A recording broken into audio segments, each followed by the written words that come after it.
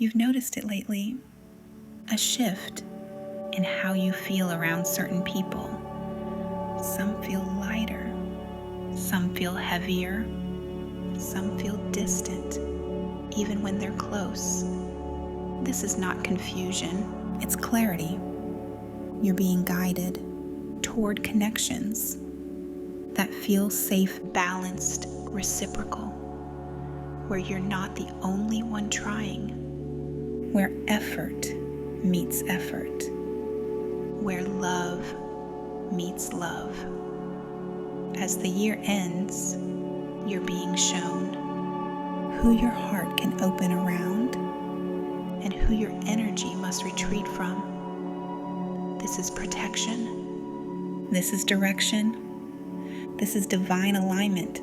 You're entering a year where your relationships will feel softer. Not because people change, but because you choose differently. You're moving toward love that doesn't drain you, toward people who don't confuse you, toward connections that understand the language of your heart. Trust this shift. It's leading you to your real ones.